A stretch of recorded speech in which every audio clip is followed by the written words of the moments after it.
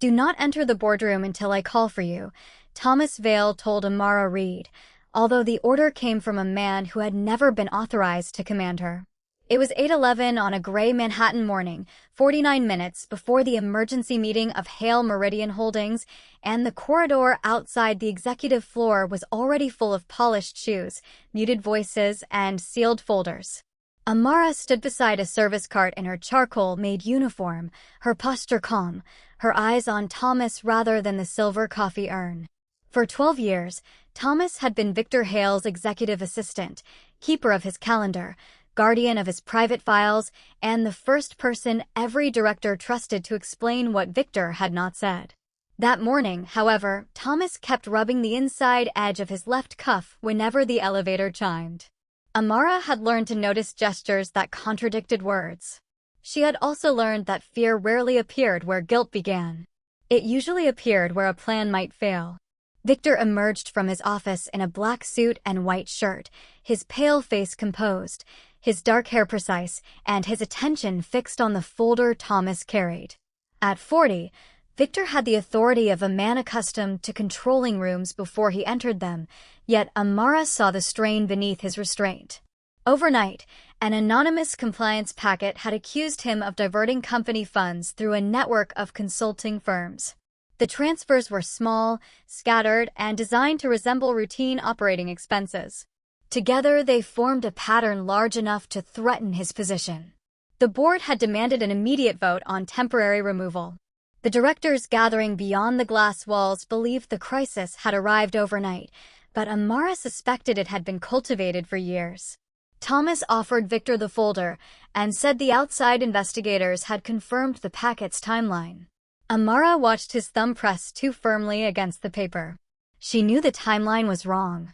At 2:17 that morning, while restoring a damaged archive terminal in the private records room, she had found a cluster of micropayments that repeated every 13 minutes, each one routed through an employee reimbursement system no executive normally reviewed. The payments did not lead directly to Viktor. They led toward access points assigned to Thomas. Amara had not yet told Viktor because the pattern might have been planted, and accusation without proof would only help the person who wanted chaos. Then Thomas glanced at her cart and asked why a sealed envelope rested beneath the linen cloth. She answered that it contained supply receipts. He smiled without warmth and reached for it. Before his fingers touched the envelope, Viktor said, "Leave it." Thomas stopped. Amara met Viktor's eyes and understood that he had noticed the same thing she had. His oldest assistant was no longer afraid of the investigation. He was afraid of what she carried into the room. Viktor waited until Thomas entered the conference suite, then guided Amara into the narrow library adjoining his office. He closed the door but did not lock it. That choice mattered. Trust, Amara believed, began less with promises than with the removal of unnecessary control. She placed the envelope on a reading table and unfolded 3 printouts generated from the archive terminal.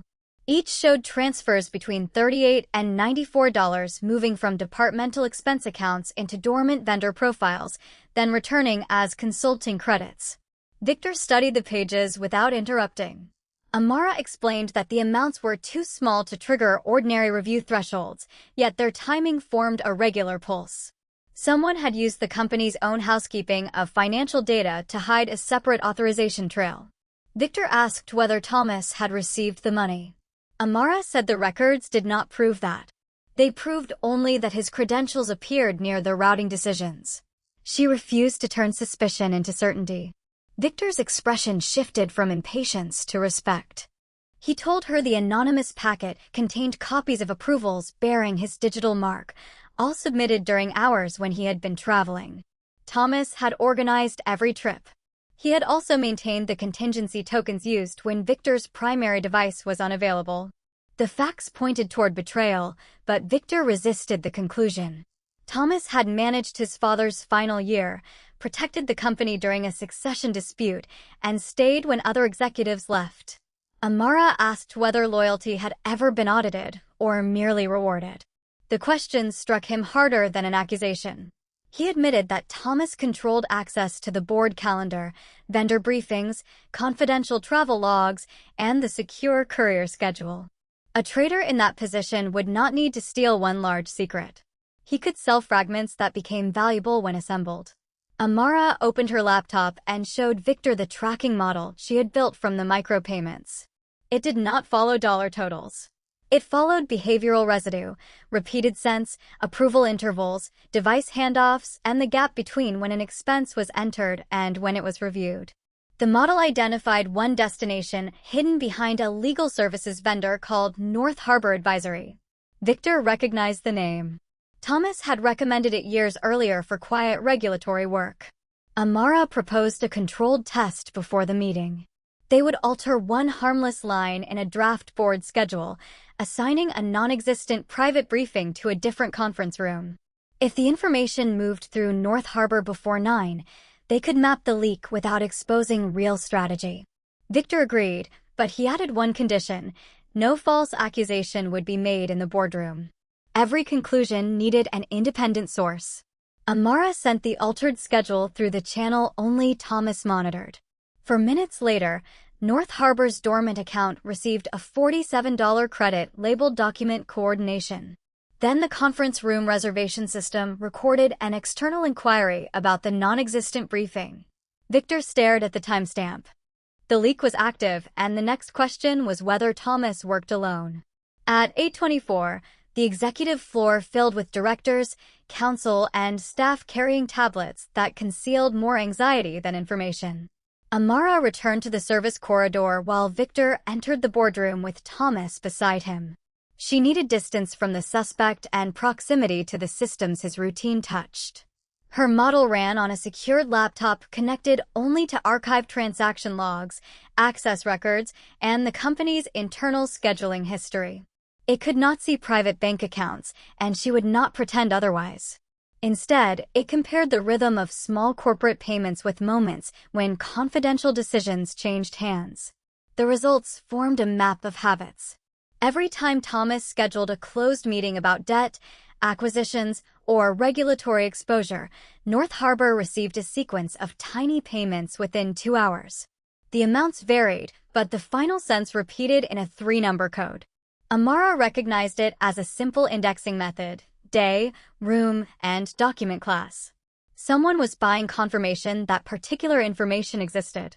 The buyer did not need full documents if the fragments revealed when Hale Meridian was vulnerable. Viktor called her through the internal line and asked for an update in language Thomas could overhear. Amara said only that catering had been delayed in the South Conference area. Viktor understood the signal. The false briefing had been noticed outside the company, confirming movement through the compromised route. He instructed Thomas to move the board materials to the North Archive table. Thomas agreed too quickly.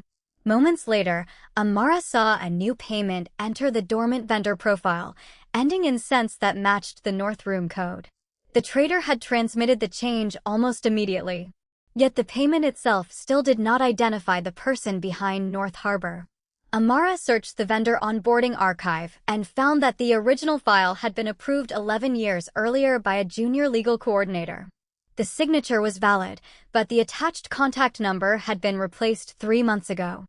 The replacement request had passed through Thomas's office, then through the finance approval queue of Evelyn Grant, the board chair. That discovery complicated everything. Evelyn had called the emergency meeting. She had also insisted that Viktor surrender temporary authority before the investigation began. Amara did not know whether Evelyn was involved or whether Thomas had used her routine approvals as cover. Emotional certainty would be dangerous. She sent Viktor a note stating that the vendor trail now touched the chair's authorization chain, but she warned him not to confront either person. Viktor replied with a single sentence: "Find the origin, not the nearest name." Amara then examined the change request metadata. The request had been submitted from Thomas's assigned device, but the authentication event occurred during a charity banquet where hundreds of guests had access to shared networks. The credential could have been copied. As she searched for a second source, a hidden audit flag appeared beside the event. It had been created by Malik Reed, her older brother, before he was suspended from banking work 2 years earlier. Thomas had not merely hidden money. He had crossed a trail Malik once tried to expose. Amara felt the old anger return, but she kept her hands steady. Malik's suspension had followed an internal accusation that he altered compliance records at a regional bank connected to Hale Meridian. He had denied it, yet no institution had defended him. Viktor had recently helped uncover documents suggesting Malik was framed by Moretti interests, but the public record remained unresolved. Now Malik's hidden audit flag linked the current betrayal to the earlier scheme. Amara opened the archived note attached to his flag. It contained no accusation, only a warning that North Harbor's reimbursement pattern resembled a method used to conceal influence payments under ordinary administrative costs. Malik had marked the vendor for enhanced review. The review was canceled the next morning by an executive override signed through Thomas's contingency access. That did not prove Thomas initiated the cancellation, but it established that his protected channel had been used before Malik fell. Amara called Malik on a recorded compliance line. She told him only what the documents supported and asked whether he remembered the vendor. Malik answered that he did. He had traced its first payments to a private market intelligence firm that sold timing information to activist funds.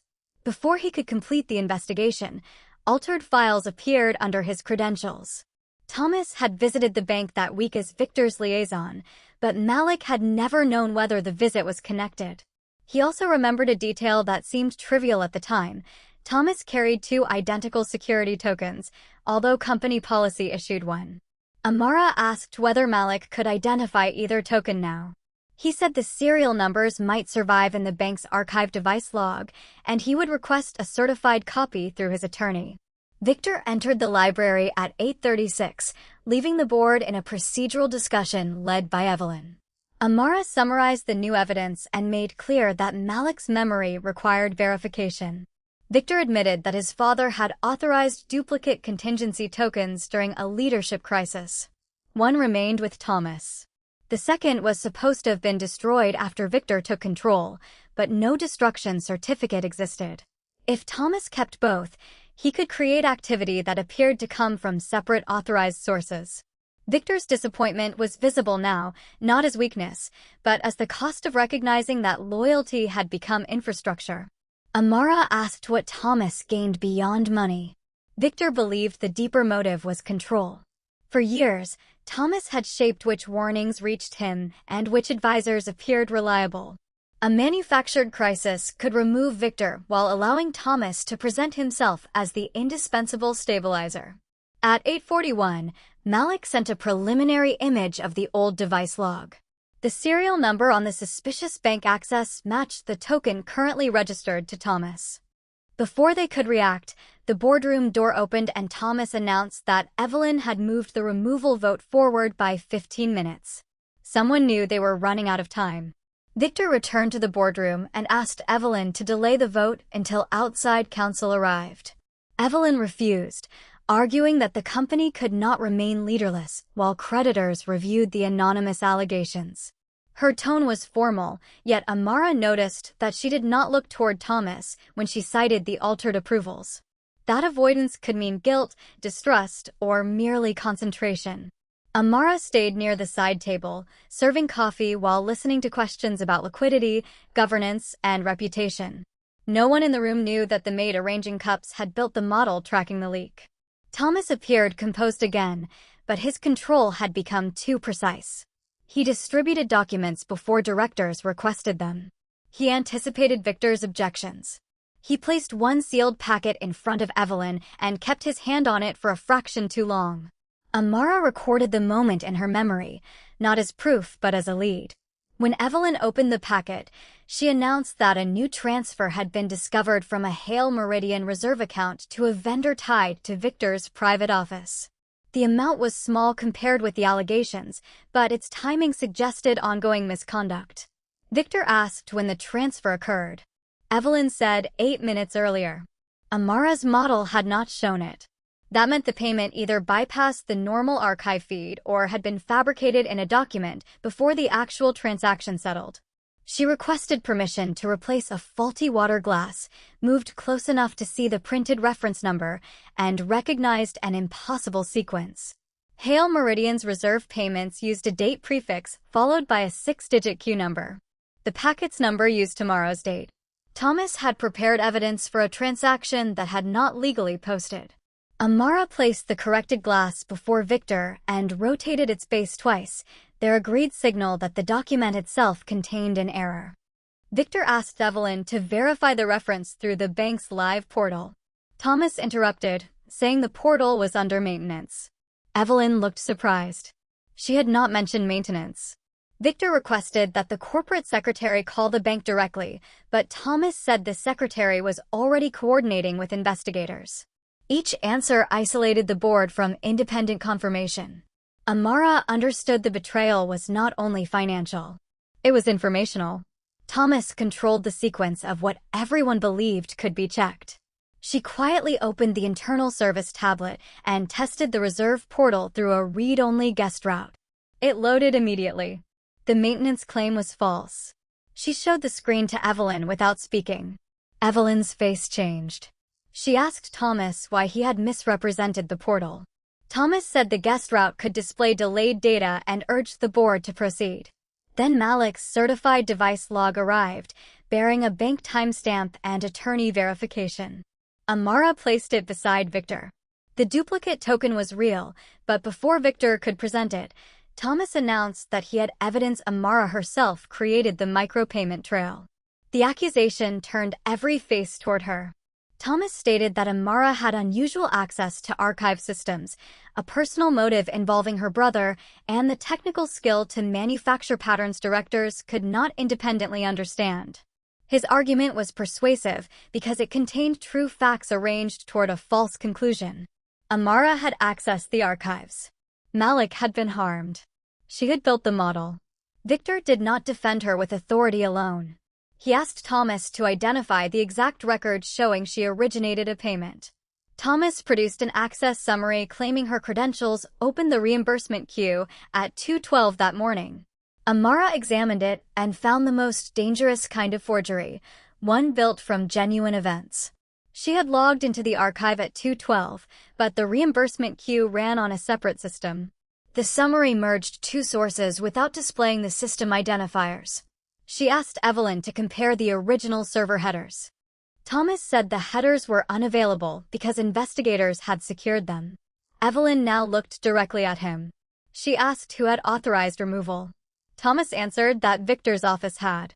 Viktor denied it. The boardroom became silent. Amara explained that her model was not proof of guilt and should never be treated as such. It was a tool for locating records that required validation. She then presented the independent elements already confirmed, the reserve reference dated 1 day ahead, the guest portal proving no maintenance outage, Malik's certified device log matching Thomas's token, and the false briefing that triggered an external inquiry through a channel only Thomas monitored. Each fact came from a different source. Together they showed controlled leakage and fabricated evidence, but they still did not establish where the money ultimately went. Thomas seized on that gap. He said procedural anomalies did not prove betrayal and suggested Viktor was using Amara to protect himself. Viktor answered that the board should not vote for or against him until the underlying account ownership was authenticated. It was the first decision he made that morning against his own immediate advantage. He gave the directors permission to appoint independent counsel and freeze his authority temporarily if necessary, provided Thomas's credentials were frozen at the same time. Thomas objected before Evelyn responded. That reaction exposed his priority. He did not fear Viktor's suspension. He feared losing access. Evelyn ordered information technology staff to disable all contingency tokens pending review. Amara watched Thomas's composure break for 1 second as he touched his left cuff. Her model immediately registered a new micropayment attempt, rejected because the credential had just been frozen.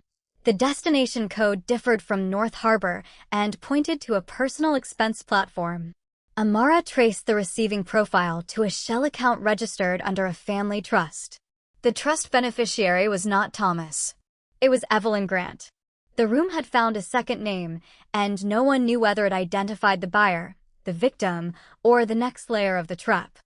Evelyn did not deny the trust. She explained that it belonged to her late husband's estate and had been inactive for 6 years. Thomas insisted the new transfer proved she directed the scheme. Amara asked Evelyn whether Thomas's office had ever managed estate correspondence on her behalf. Evelyn answered that he had, after her husband died, because Hale Meridian's legal department helped settle shared charitable commitments. That gave Thomas access to identifiers sufficient to create a receiving profile in the trust's name. Again, access was not ownership. Amara requested the platform's verification history through the company's fraud response contact. While they waited, Viktor addressed the directors. He acknowledged that he had concentrated too much operational knowledge in one assistant because efficiency had felt like loyalty. He accepted responsibility for the weakness without accepting the fabricated allegations. His candor changed the room more than a denial would have. Thomas tried to redirect attention toward the approaching market deadline and warned that hesitation could destroy confidence. Amara recognized the tactic.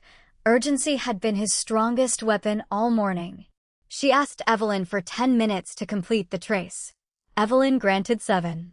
At 8:52, the fraud platform returned a verification log showing that the trust profile had been created with a photograph of an old estate letter and a phone number assigned to Thomas's private expense device.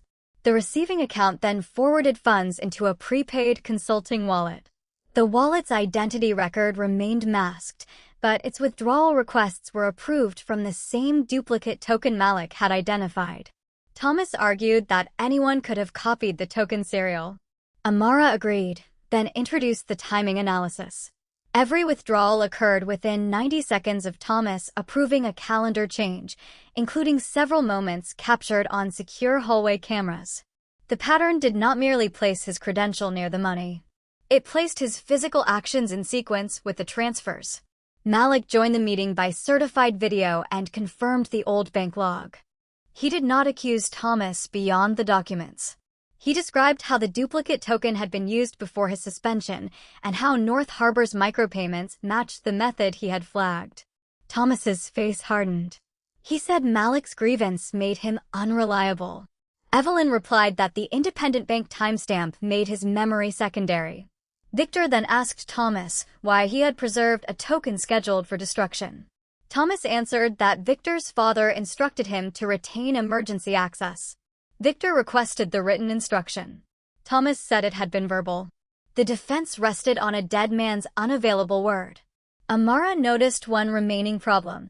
The anonymous packet had been distributed through a secure external courier system that required a live facial confirmation. Thomas could not complete that from behind a device alone. Someone had either helped him or he had used archived identity material. At 8:56, the courier service sent the confirmation image.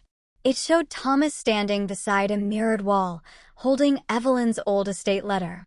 In the reflection was a second person wearing Viktor's private office badge. The reflected badge belonged to no current employee. Its number had been retired 5 years earlier after Viktor reorganized the executive office. Thomas claimed the image had been manipulated, but the courier service supplied the original capture hash and a live session certificate. Amara enlarged the reflection and focused not on the person's face, which remained obscured, but on the badge clip. It carried a narrow brass stripe used only during the previous administration. Viktor recognized it as part of his father's old access kit. Thomas had controlled storage of those materials after the reorganization. He could have staged the reflection to imply an accomplice and preserve doubt.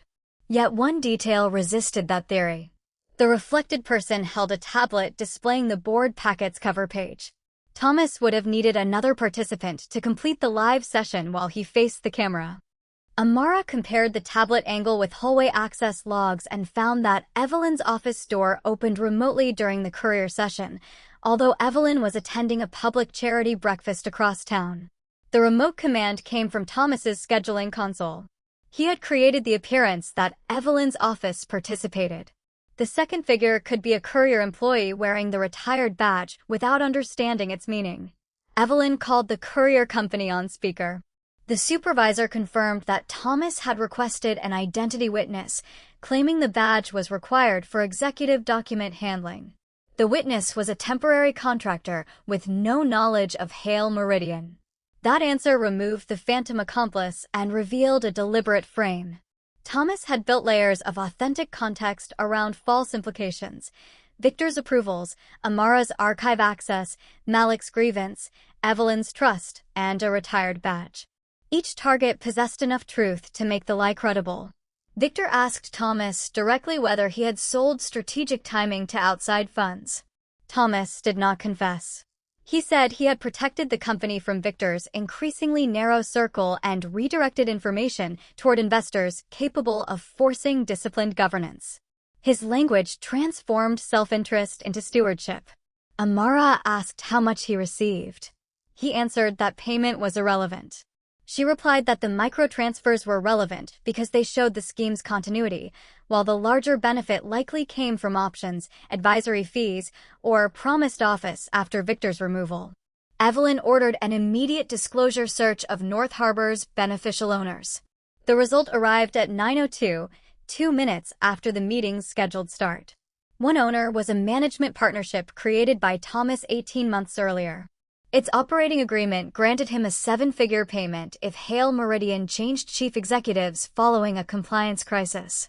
The motive was documented, the method verified, and the frame exposed.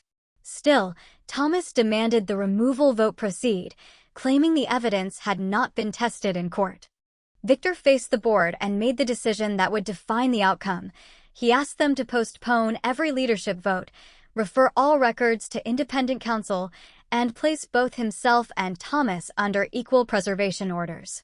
The directors had to choose between urgency and truth. Evelyn called the board to order at 9:05.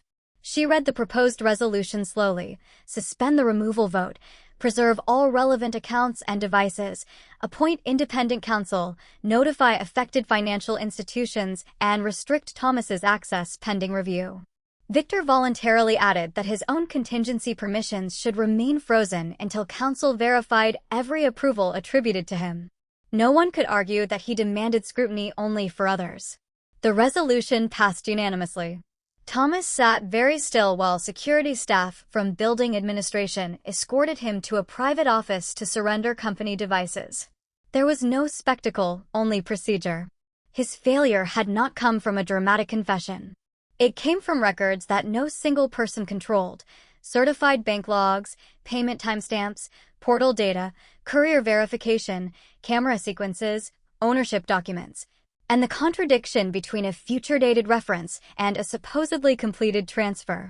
Independent counsel later confirmed that Thomas had sold fragments of strategic information through North Harbor, used the payments to test which channels remained active, and prepared the anonymous packet to remove Viktor before the partnership payment expired. Evelyn's trust had been used as camouflage. Malik's earlier investigation had been sabotaged because he recognized the same pattern. Within weeks, the bank that suspended him corrected its findings and issued a public statement clearing his record. Hale Meridian restored its controls under a new structure that separated scheduling, credentials, vendor approvals, and confidential delivery. Viktor refused to replace Thomas with another all-powerful gatekeeper. He created an oversight council with rotating access, and he asked Amara to lead a behavioral audit unit independent from his private office. She accepted only after negotiating written authority to challenge him, report around him, and protect staff who raised documented concerns. Viktor signed without revision. Their relationship changed through that agreement. He no longer treated her insight as a private advantage he possessed. He recognized it as professional judgment she owned. Amara no longer saw his trust as a favor that could vanish with his mood.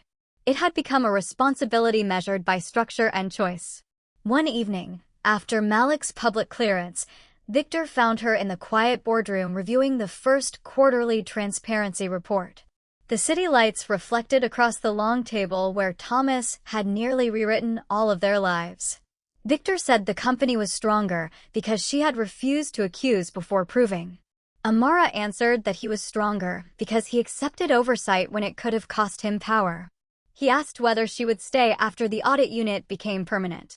She closed the report and said she would stay because the work mattered, because her brother's name was restored, and because Viktor had learned the difference between being obeyed and being trusted. Then she added that there was another reason, but he would have to earn the right to hear it outside the office. Viktor smiled, not with victory, but with relief. Their first dinner was scheduled openly, without contracts, secrecy, or obligation. The betrayal had ended in a boardroom, but the future began when both of them walked out by choice.